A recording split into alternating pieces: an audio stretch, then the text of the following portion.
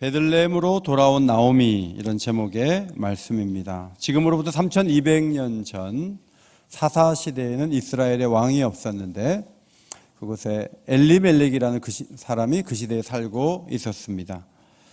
가족을 이끌고 흉년이 심하니까 요단강을 건너서 이민을 갔습니다. 다른 나라로 넘어갔는데 미국이나 캐나다 같이 태평양을 지나서 가는 그런 먼 이민이 아니라 북한에서 압록강이 물이 적을 때 넘어갔다가 필요를 채우고 돌아오는 그런 근처거리에 있는 지척거리에 있는 곳으로 나아갔던 그런 이민이었습니다. 때가 되면 얼마든지 돌아올 수 있었는데, 그런데 흉년을 피해 갔는데 그만 그 모압 땅에서 엘리멜렉이라는 가장이 죽고 말았습니다.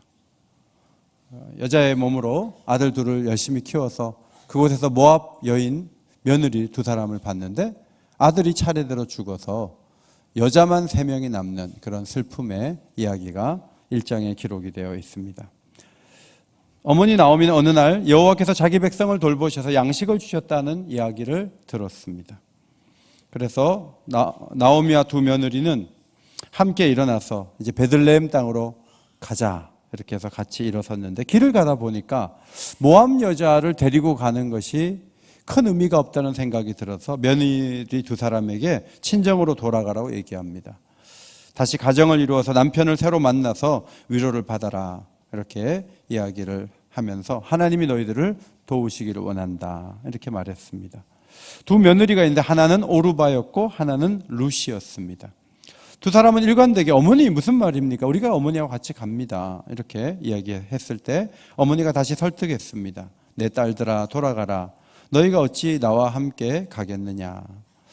당시에는 계대 혼인 제도가 있어서 형이 죽으면 형수를 동생에게 주고 그 동생도 죽으면 또 동생에게 줍니다. 그래서 형의 대를 잇게 하는 그런 관습이 있었습니다.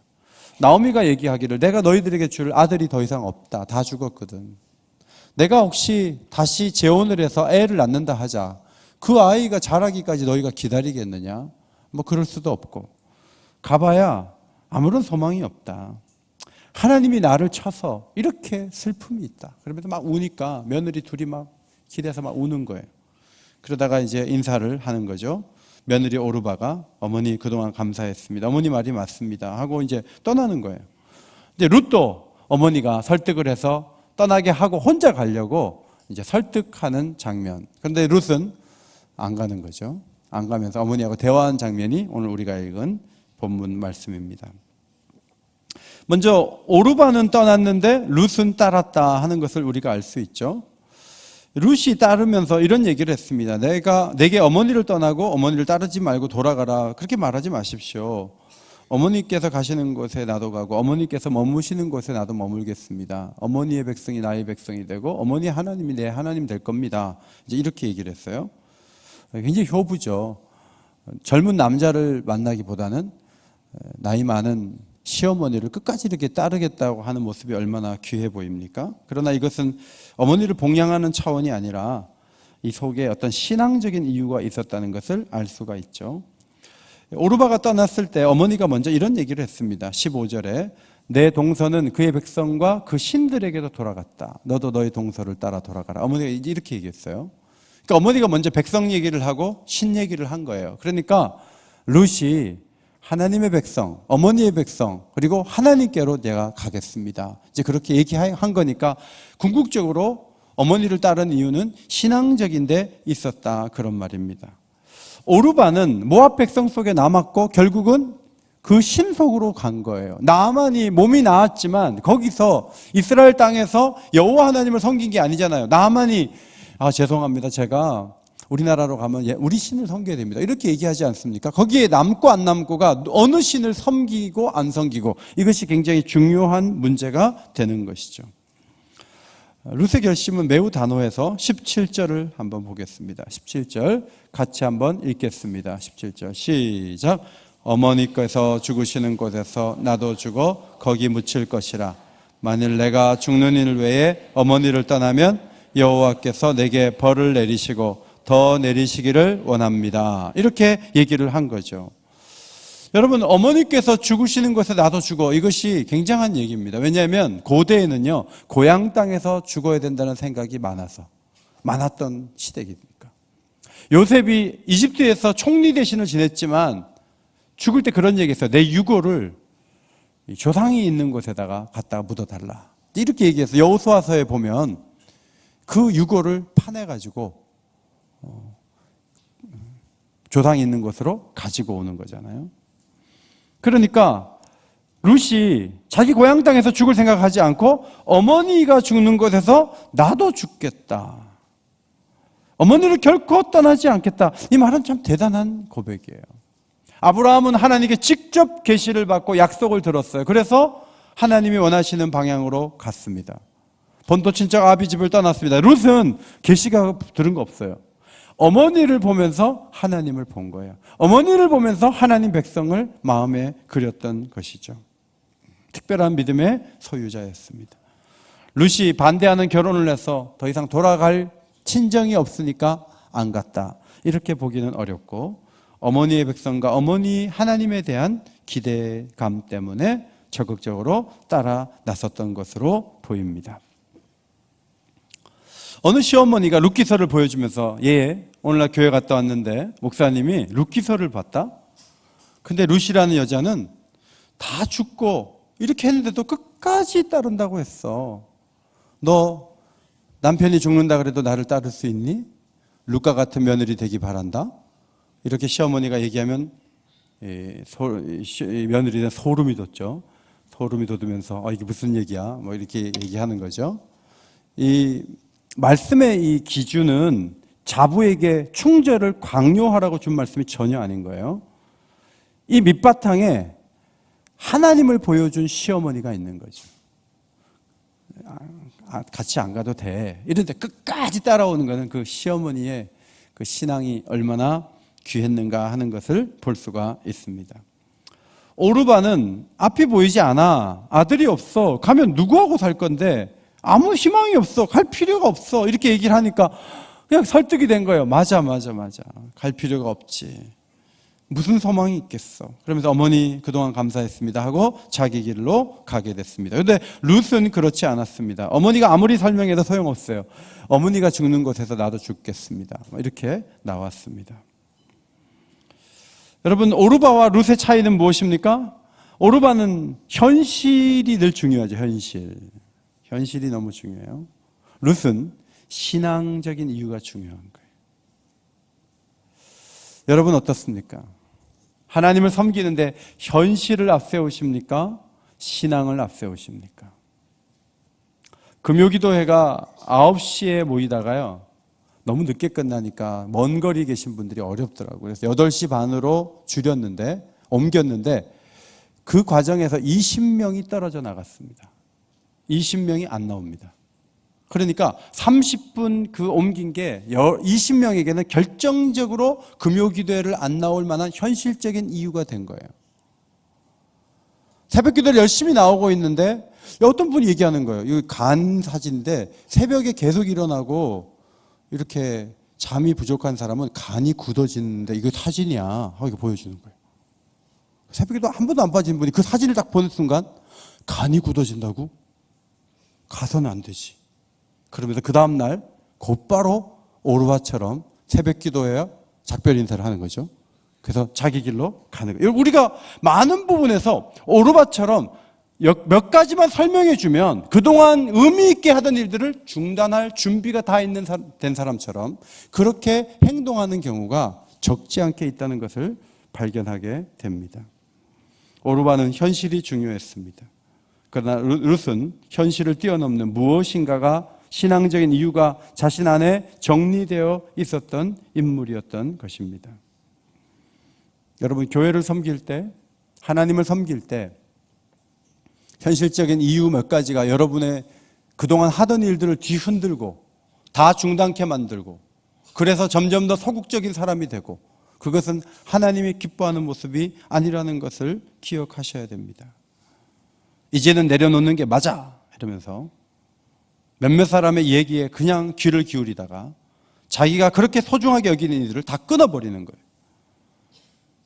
그러나 여러분, 반대로 누가 뭐라고 해도 자신이 옳다고 생각하는 일을 교회 가운데 실행하고 있는 룻 같은 사람들이 교회에 있다는 것을 기억하셔야 합니다. 살리는 것은 영이니 육은 무익하니라. 내가 너희에게 이런 말은 영이요 생명이라. 예수님이 이런 말씀을 오병이어의 기적 끝에 설명을 하셨어요. 이걸 반대로 뒤집으면 살리는 것은 육이니 영은 무익하니라. 나를 따르면 손으로 하는 일에 복을 받고 육적으로 모든 것이 보장되어 있는데 내가 보여줄게. 나만 따라와. 그러면 다 잘 될 거니까. 자, 예수님이 그런 식으로 말하면 제자들이 100명에서 200명, 200명에서 500명 됐을 거예요. 근데 예수님이 이런 식으로 계속 말하니까 싫은 거예요. 어려운 거예요. 예를 들면 100명 정도 따른 것 같은데 갑자기 10명대로 주는 거예요. 90명이 떨어져 나가는 거죠. 그러면 예수님이 걱정이 되는 거죠. 12 제자에게 말씀하십니다. 너희도 가려느냐? 너희도 가려느냐? 그때 베드로는 중요한 순간에 중요한 얘기를 잘하잖아요. 베드로가 6장 68절에 이렇게 말씀했습니다. 앞에 보시고 같이 읽겠습니다. 시작. 영생의 말씀이 주께 있사오니 우리가 누구에게로 가오리까? 베드로는 끝까지 주님을 따르겠다고 한 것이죠. 루시라는 여자가 기독교 학교를 다녔습니까? 신학을 공부했습니까? 그런데 끝까지 어머니를 따르겠다. 그리고 놀라운 고백을 했죠. 어머니의 백성이 나의 백성이 되고 어머니의 하나님이 나의 하나님이 되시리이다. 내가 죽는 이를 위해 어머니를 떠나면 여호와께서 내게 벌을 내리시고 더 내리시기를 원하나이다. 제자 훈련할 때 어머니 대신에 예수님 넣었더니 멋진 신앙 고백이 돼서 같이 예수님 넣어갖고 읽었던 기억이 납니다. 앞에 보시고 예수님 넣어서 같이 한번 읽겠습니다. 시작. 예수님의 백성이 나의 백성이 되고 예수님의 하나님이 나의 하나님이 되시리이다. 내가 죽는 일 외에 예수님을 떠나면 여호와께서 내게 벌을 내리시고 더 내리시기를 원하나이다. 아멘. 네. 신앙은 이런 충절이 필요해요. 못할 이유들을 찾다가 만났다는 듯이, 정말 기다렸다가 만났다는 듯이 못할 이유를 딱 붙잡고 하나 둘 안 하기 시작하면 오르바의 후손이 될 거예요. 그러나 끝까지 주님이 원하시는 그곳까지 내가 끝까지 가겠습니다. 이런 충절을 보일 수 있는 옥인의 귀한 식구들이 되시기를 주의 이름으로 축원합니다. 두 번째로 나오미가 아니라 마라라고 부르라고 얘기했죠. 19절부터는 이제 배경이 모압 땅이 아니고 베들레헴 땅이었습니다. 나오미와 룻이 두 명이 왔는데 동네 사람들이 이제 보는 거죠. 여러분 시골에 가면요, 밭을 매면서 밭만 매지 않고 심심하니까 밭 매다가 한 번씩 봅니다. 이렇게 보면은 김씨도 들어오고 박씨도 자전거 타고 나오고 다 보는 거예요. 시골 교회 목사님 사모님이 운동을 좀 하려고 읍에 자꾸 나가니까 교인들이 다 하는 거죠. 사모님이 운동하러 다녀. 지금 교인들은 밥 메고 있는데 정신이 없는 것 같아. 이러면서 얘기를 막 하는 거죠. 그러니까 사모님이 굉장히 충격받아가지고 이제 운동을 못 나가는 거예요. 나오미가 나타났을 때 사람들이 이제 알죠. 어제 누구 왔는데 저 많이 본 것 같은데. 그러면서 뭐라고 얘기냐면 이가 나오미냐 그랬어요. 이 여자 나오미인가? 나오미 맞지? 이렇게 얘기하는 거예요. 여러분 그동안에 남편을 묻고 아들 둘을 묻고 외국 생활하면서 고생 많이 했어요. 주름이 깊어졌어요. 몰라볼 정도로 노쇠해졌어요. 이가 나오미냐 할 때 떠들며 얘기했다 그랬어요. 이거는 원어적으로 괴롭힌다는 그런 뜻이에요. 말을 하면서 이렇게 괴롭히는, 수군거려요. 야, 저 나오미 아니야? 나오미 어떻게 둘만 오냐? 이러면서 남편은 어디 갔지? 이러면서 사람들이 막 얘기를 하는 거예요. 그러니까 나오미가 내가 이럴 줄 알았어. 내가 돌아오는 게 아닌데 괜히 와고 부끄럽잖아. 이렇게 할 것 같은데 나오미가 그렇게 안 하고 이렇게 얘기했어요. 내 이름을 나오미라고 부르지 말고 마라라고 불러라 그랬어요. 나오미라는 이름의 뜻은요, 유쾌하다 그런 뜻이에요. 그런데 마라라는 뜻은 괴로움, 쓰다는 뜻이에요.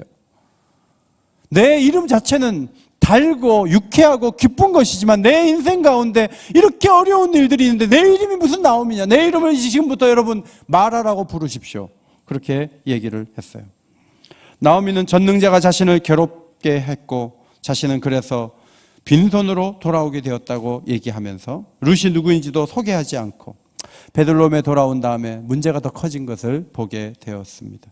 사람들의 따가운 시선을 견디는 게 너무너무 힘들었습니다. 그런데 나오미는 내 삶에 걸맞지 않네요. 쓰디쓴 인생인데 마라라고 부르죠. 이렇게 자신의 고통을 기꺼이 드러낸 것을 볼 수가 있습니다. 저희 아버지께서 돌아가신 뒤에 어머니가 정말 힘들었던 게 젊은 세대기 이제 남편이 죽었으니까 사람들이 말하는 거죠. 아유, 그냥 잘 그렇게 애 하나 키우고 살겠어. 재혼해야지. 별 얘기 다 들리는 거예요. 그리고 어머니가 정말 듣기 싫었던 말은 저 과부가 갑자기 남편이 없으니까 과부가 된 거예요. 그러니까 우리 어머니가 그 얘기를 들으면서 너무너무 힘들었다는 거죠. 실패한 것도 힘든데 옆에서 떠들어대면 얼마나 고통스럽겠어요. 근데 나오미가 울면서 내가 이럴 줄 알았어 그러면서 잘 먹고 잘 살아라 그러면서 그냥 침 뱉고 딴 동네로 가느냐 하면 그렇지 않죠. 어떻게 하냐면 내 이름을 나오미라고 부르지 말고 마라라고 부르세요. 이렇게 얘기하는 거예요. 이게 고통에 직면한 사람들이 견뎌내는 방법이라는 거예요. 성도 여러분, 우리에게 고통이 찾아오지 않습니까? 그런데 우리가 남의 시선도 중요하지만 내 자신이 그 고통을 수용을 못해요. 내가 도저히 그건 받아들일 수가 없어. 이러고 있어요. 그러면 다른 사람이 어떻게 도와주겠어요? 하나님도 도와주기 힘들어요. 내 고통을 내가 수용을 먼저 해야 돼요. 내 인생은 쓴 것이야. 이름을 바꾸지 마라라고 하지 마라라고 부르세요. 여러분 이렇게 하고 나면요. 사람들의 수군거림도 줄어들 뿐만 아니라 내 속에서 견딜 힘이 생기는 거예요.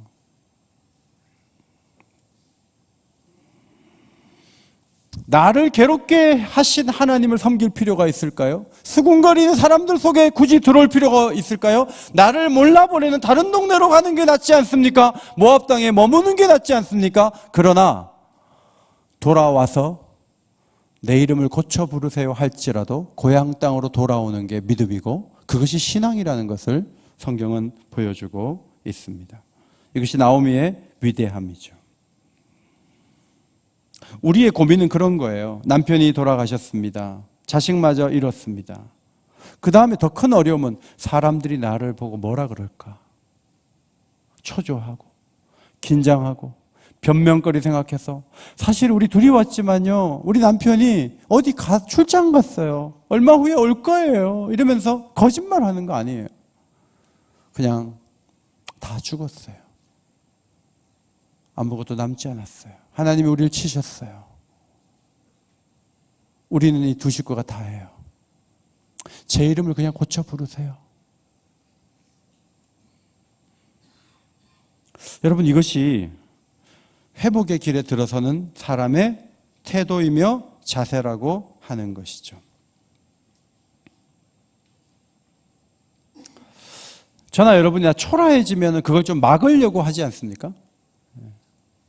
제가 안식년 마치고 이제 염색을 안 하니까 큰아버지, 아버지 전부 다 머리가 허옇게 빨리 쉬는 집안이니까 저도 머리가 쉬죠.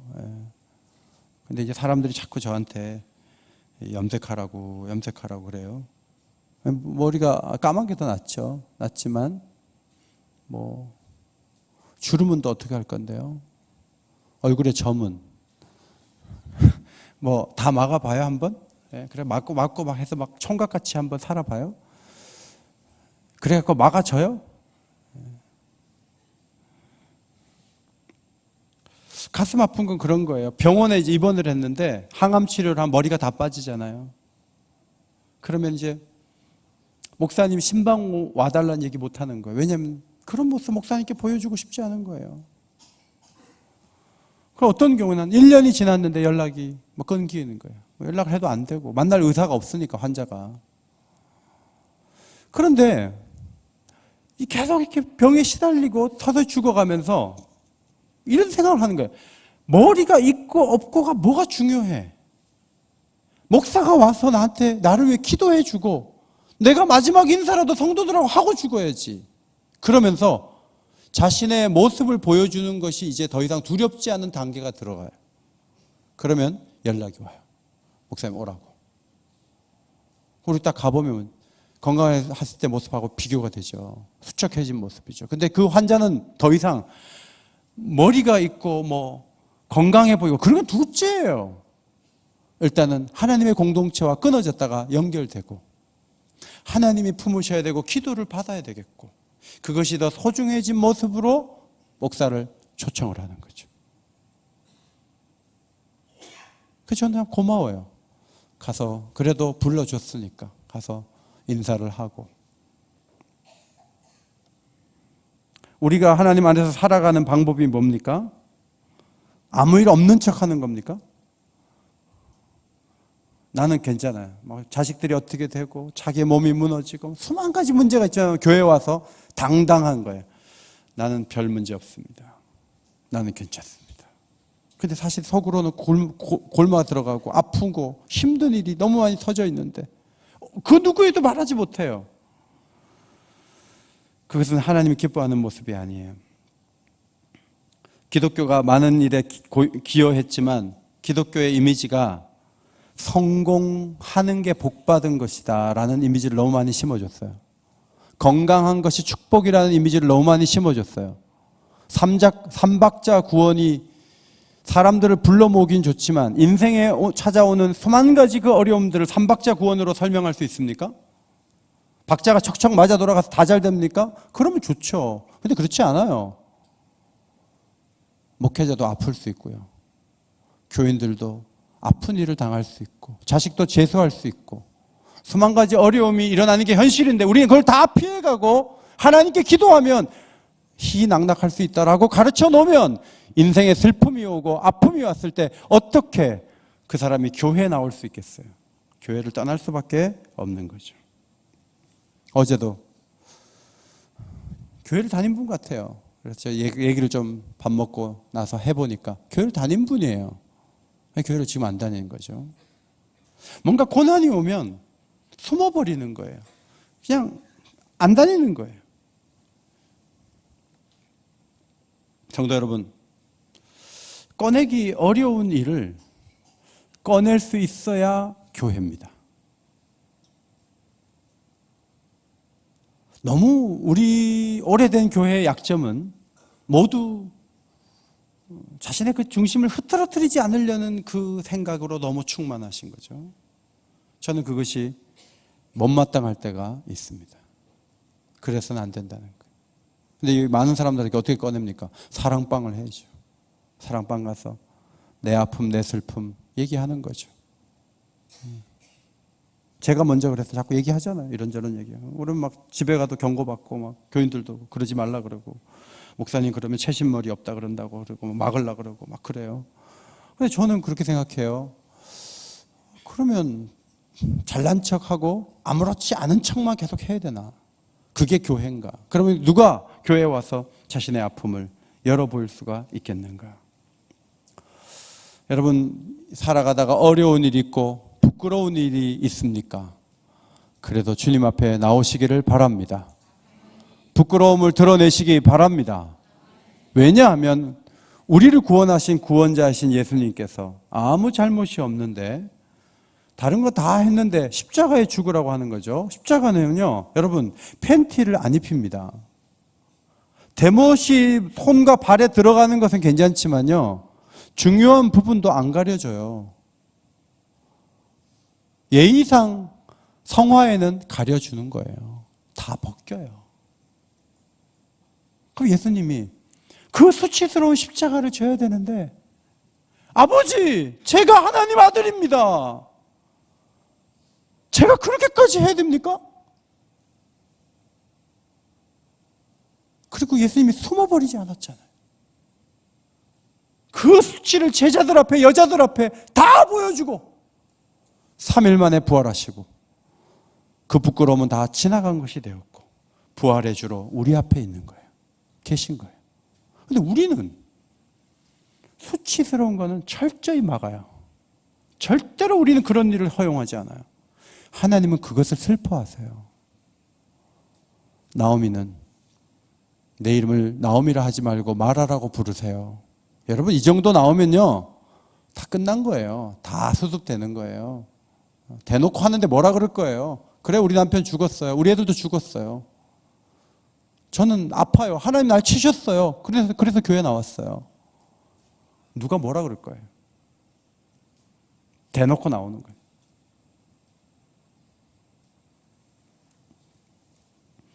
이미지가 부끄러운 것, 일시적인 거죠. 따라합시다. 내가 나를 수용해야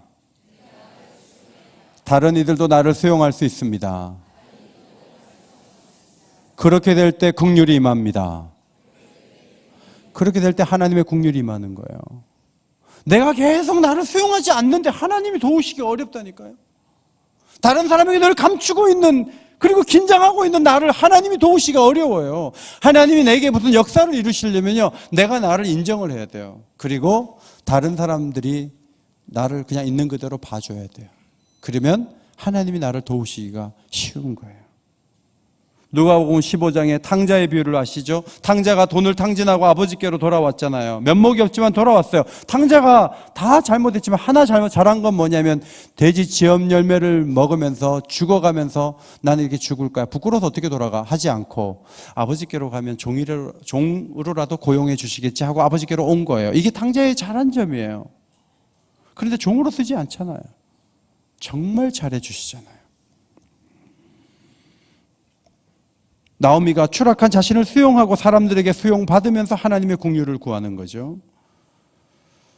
왜 여러분 사람들이 교회에 등록을 못하는지 아세요? 예수 믿는 거 좋아 보여도 등록을 못해요. 왜냐하면 여기 오면 다 죄인이라고 고백을 해야 돼요. 있는 걸 드러내야 돼요. 난 죄인입니다. 우리는 뭐 구체적으로 어떻게 죄인인지는 감추죠. 그런데 그걸 드러내는 교회들이 있어요. 그런데 그 교회에서 폭발적인 성령의 역사가 있는 거예요. 숨기는 게 잘하는 게 아니에요. 늘 주 앞에 나올 때마다 죄인인 것을 고백하시기를 바랍니다. 소그룹에 가서도 그렇게 자랑거리는 얘기하지 마세요. 힘들었던 거, 어려웠던 거, 마음에 짐스러운 거, 그거 얘기하시라고요. 그리고 털어놓고 나면요, 마음이 얼마나 가벼워지는데요. 아야, 대놓고 말하라고 불러요. 자, 끝났어요. 이제 그 문제는 끝난 거예요. 자, 지나가는 거예요. 그런데 계속 우리 남편은요, 우리 애들은요, 곧 올 거예요. 이제 이렇게 말하면 점점 내면이 복잡하게 되는 거죠. 교회는 죄와 고통을 다 알아주고 안아주는 공동체가 되어야 하는 것입니다. 세 번째로, 기근 때에 떠났다가 추수 때에 돌아왔다는 말씀을 볼 수가 있습니다. 풍족할 때 나갔다가 빈손으로 돌아왔다 그랬습니다. 풍족할 때 나간 게 아니죠. 기근 때에 나갔죠. 근데 풍족할 때 나갔대요. 무슨 말입니까? 흉년이었지만 그때는 남편도 있었고 그때는 자식들도 있었어요. 다 죽고 나니까 그때가 풍년이었어요. 이제 해석이 달라진 거죠. 텅 빈 모습으로 돌아왔습니다. 전능자가 나를 괴롭게 했습니다. 여호와께서 나를 징벌하셨습니다. 전능자가 나를 괴롭혀서 빈손으로 왔습니다. 3번 얘기했습니다. 비어서 돌아오게 하신 분이 하나님이십니다. 이게 원망하는 얘기 같지만 사실 그렇지 않습니다. 여러분, 하나님이 허락하시니까 병도 오는 거고, 하나님이 허락하시니까 늙음도 오는 거고, 하나님이 허락하시니까 이별하기도 하는 거예요. 하나님이 다 허락하신 게 맞아요. 근데 이것은 원망이 아닙니다. 왜냐하면 베들레헴으로 돌아와서 하는 얘기이기 때문에 그래요. 교회의 품으로 돌아와서 이런 얘기를 하는 건 괜찮은 거예요. 문제는 떠나서 얘기하는 거죠. 떠나서 하나님을 얘기하는 거예요. 그러면 하나님을 원망하는 얘기가 되는 거죠. 22절에 그들이 보리 추수 시작할 때 베들레헴에 이르렀더라. 가을의 파종에서 팔레스타인은 4월 말에 보리 추수를 시작합니다. 보리 추수 시작할 때 도착했다는 것은 풍년이 들었다는 얘기를 듣고 바로 왔다는 것을 의미합니다. 동시에 흉년이었을 때 떠난 그들이 풍년이 되었을 때 돌아와서 공급받을 수 있다. 그것을 의미하는 것이죠. 우리가 잘 아는 대로 추수의 현장에 가서 룻은 떨어진 이삭을 주어 생계를 이어갔습니다. 그런데 거기서 보아스를 만났습니다. 나오미와 룻은 그냥 추수 때에 왔으니까 이삭이나 주워 먹고 당분간 견딜 수 있다라고 생각했는데 그 추수하는 현장에서 왔다 갔다 하다 보니까 땅을 가지고 있는 지주 보아스가 등장을 하는 거죠. 그리고 그를 통해서 엘리멜렉의 후손을 보는 거예요.